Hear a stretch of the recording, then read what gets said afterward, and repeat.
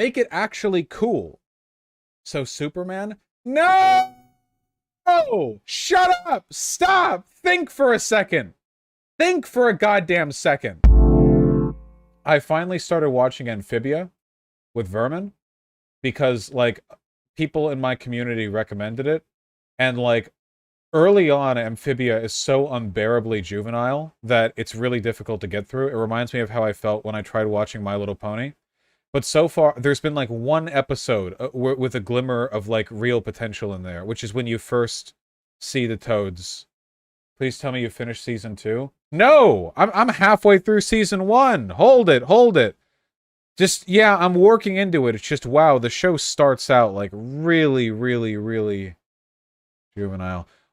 Fuck all this shoe talk. I want to hear more about Amphibia. I don't spoil me for Amphibia. I'm like 10 episodes into the first season. It's new, you know?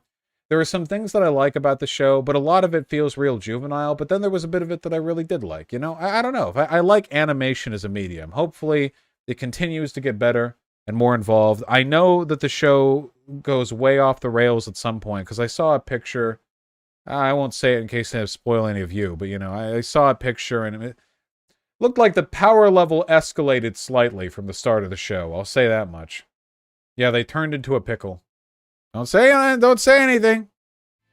There is something that I want to say about the Owl House that I can't really talk about without it being spoilers, but, like, okay, you know how right now isekai shows are really common in, like, Disney and Cartoon Network? Like, it's really common for a premise to be, like, a human from roughly our time goes into, like, a magical world. That's, like, a really common thing right now, you know? I think it would be way more interesting. Well, not more, but I think it'd be interesting to explore a premise where it's the opposite. It's isekai for the person from the fantasy world, but don't really treat it like a joke, you know? So in Star versus the Forces of Evil, right? Like, basically, like, Star comes over to... No. Star doesn't do it right, okay? Because all the interesting stuff happens in Star's world. The only stuff that happens on Earth in Star versus the Force of Evil is, like, slice of life stuff, okay? But all the interesting plot shit happens in the magic world, you know? And that's a big difference. But, like, imagine a different Star versus the Forces of Evil, where, sure, some stuff is done in, like, the magic world, but the real shit is when, like, the real world gets involved. This is kind of like what happened with Steven Universe 2. Steven Universe isn't an isekai, but most of the interesting stuff in Steven Universe has to do with the gem world, not the Earth world. The Earth world is just a setting for slice of life episodes, you know? For sitcom stuff. Not to say nothing meaningful happens there, but it's usually just a backdrop. The interesting world development is always on the gem side, not the human side. There is no involvement of, or mention really, of US, like, the United States governments, the Earth developing, you know? Like, that stuff doesn't really happen. At no point does, like, the US government get involved or something. Like, all the interesting stuff is, like, the gem world, you know? And I feel like the isekai character from the other world would have to be the protagonist as well. How fucking... Okay, imagine it's a show, okay? Imagine it's a show where, like, you start in a fantasy magical world, okay? And it's like, I don't know, let's just say it's Japanese inspired. Why not? Let's say there's, like, a samurai kid or whatever. Like, they're 13 years old, they have a sword, they live in a difficult world, you know, there's rice farms, but, like, there's also dragons, like, fucking whatever, okay?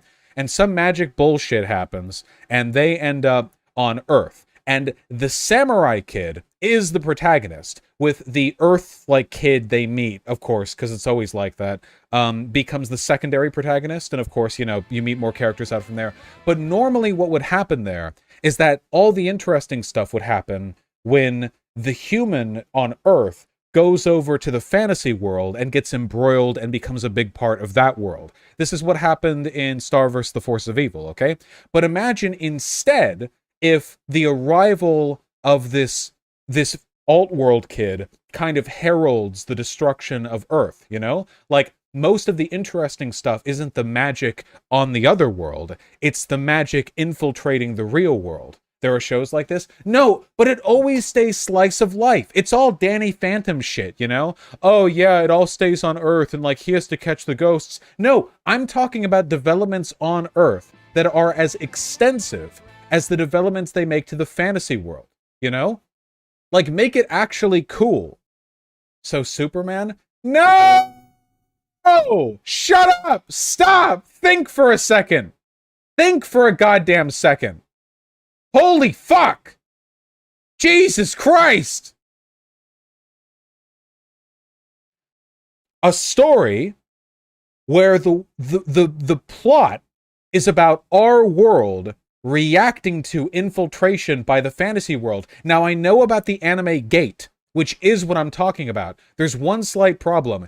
Gate is retarded. It's bad, it sucks, it's stupid, it's terrible, it was a bad show, it was terrible, it was horrible, everything about it sucked, it's universally bad. I have nothing to say about how it's bad, because it's entirely bad. Every element of Gate was incompetently or malicious. I don't even think it's incompetence. I think the people who made Gate were malicious. Okay? I think they deliberately set out to create a bad product because nothing else explains the outcome of that fucking despicable show. Okay?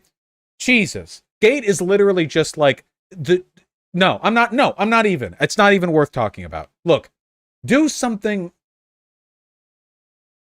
Okay, I've got it. I need to pee though. Okay. What was I saying? Reverse isekai takes? Okay. Just imagine this, okay? Just imagine this, okay? Imagine that you've got a plucky, self-serious, very determined kid who wants to live up to the expectations of his demanding father, who's a village chieftain, who lives in a fantasy world where a common expectation of people is to defend farms from, like, marauding bands of giant boars or dragons or some shit or whatever, okay? Some magic bullshit happens due to a contrivance, and he ends up going to the human world, okay? But not just him. Also, other stuff from his world gets in and escapes a bit, okay? And the issue is that nobody in their world, nobody on Earth, is capable of fighting these off because we don't have any understanding of magic. So what happens is, obviously, like, befriends local human or whatever, like that kind of stuff.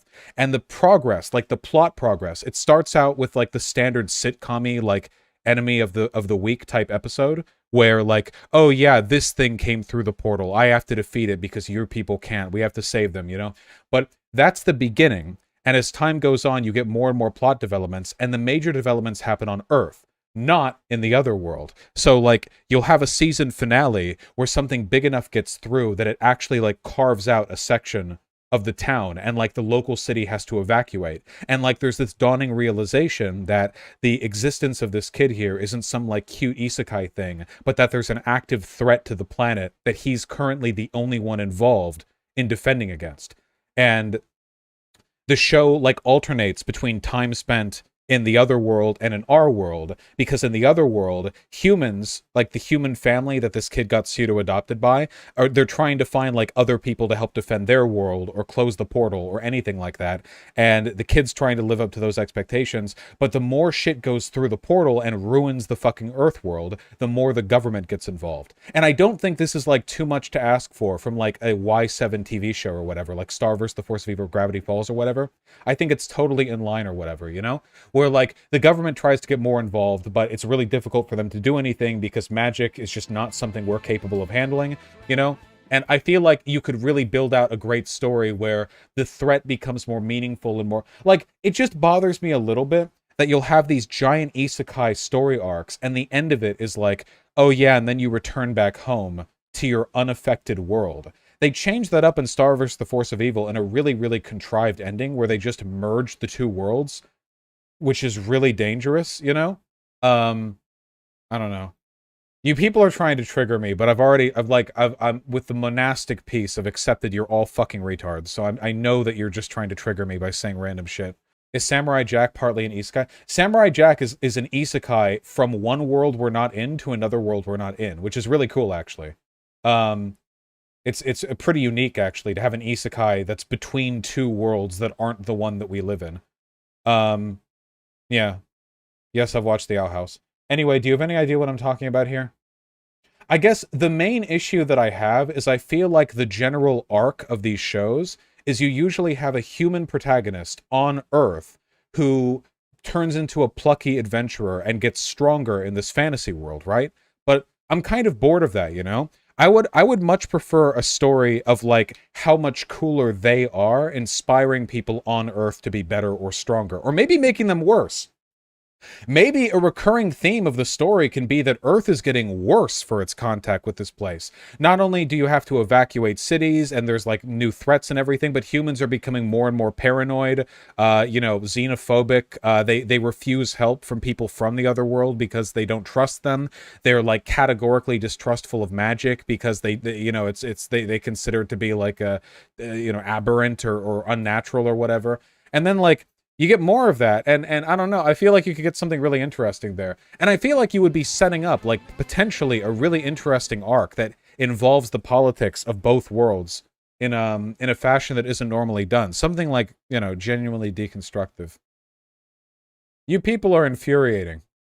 I know why this isn't normally done, by the way, and it's because it's way easier to have super big changes done in a fantasy world, in a cartoon, than it is to do on the real world, because in the real world, we're familiar with how complicated things are, and it would never make sense. Like, in fantasy worlds, it can be like, finding the king's scepter has reunited the people, whereas, can you imagine a reverse, where it's like the fantasy person isekais into Cold War era, like, Earth, and they're like, yes, finding the Sputnik satellite remains has united the USSR and NATO. The war is over, and then it's like fucking Khrushchev and Reagan like do a hug and like give a speech against some shit, and we'd be like, okay, all right, shit like that only works. Shit like that only, that'd be dope though. But well, it doesn't really pass disbelief. Birthright comic book? Oh, I was thinking animation though. I can look at it. What about an ultra-realistic Isekai? Well, I'm mostly talking about what you could get away with for Y7 cartoons. Oh boy, I just like stories that are interesting. Okay, new idea. Isekai, except the protagonist of the Isekai, the kid that goes to the other world, is haughty and imperious. The way like a human might actually be in those circumstances. Like, really think for a second. The premise of Amphibia is that a human warps to a world where like the main people are frogs and she's twice the height of everyone. Like, I feel like a lot of humans would immediately try to like exploit the knowledge they have to try to like defend themselves. Stop, consume, shut the fuck up. I feel like I don't know. I feel like wouldn't it be interesting if if like colonization was a recurring concept in there? Because, like, so often the kid is just so hyped to be in the alternate universe. But what if that wasn't the case? You know? I don't know. You just suggested the plot of the Isekai cell phone anime. I like it when I keep, like, saying concepts. And you guys are like, hey, did you know... You know that the thing that you're referring to has been vaguely done by the worst anime to have ever been created? Isekai, but the protag plays Paradox games? Oh, fuck! That they arrive in the alt universe or whatever. They see a bunch of, like, smaller creatures that are asking them if they need help. Their brain flashes back to, like, maximizing values to ensure that the two kingdoms have an incest baby, so it's more likely to die, so that the Count Vizier gets the post that they look for. So it, like, flashes back to the where they are right then. They're, like, instantly begin, like, the conquistador colonization of the fucking... You watch Slice of Life anime? Not generally. There are two isekais in the same season with that premise. Okay, here's the problem. Anime is terrible. The quality of writing in your average anime show isn't high enough to pass a fucking 5th grade, like, English essay when translated. It sucks. And it's not just translation either. It's that anime sucks, okay? Anime is a retard medium with retard fans that are all pedophiles, and they exclusively get off to fucking... What's the term for good animation? What's that term? What's that horrible term that they invented? What is it? What is it? What is it? Sakuga. All they do is... all they live for is finding the 2-second stretches of good animation that they get once every season, because the entire medium is so strung out on a budget where the only way these shows make back their money is by selling Blu-rays for $500 a pop to pedophile fans who want the steam removed from episode 7 when the 14-year-old cleric gets into the hot baths with everyone else. That's the genre. That's the whole fucking... People say anime is a medium, not a genre. Fuck you. It's a genre. Shut the fuck... Anime is a goddamn genre. It's just a genre genre that has a lot of subcategories, okay? Because holy shit, is there a fucking problem? I'm not, no. What's your least anime that's so good? There are so many good anime, but those aren't actual anime, okay? Because I like them. Anime is ontologically bad, so when I like anime, it's not anime.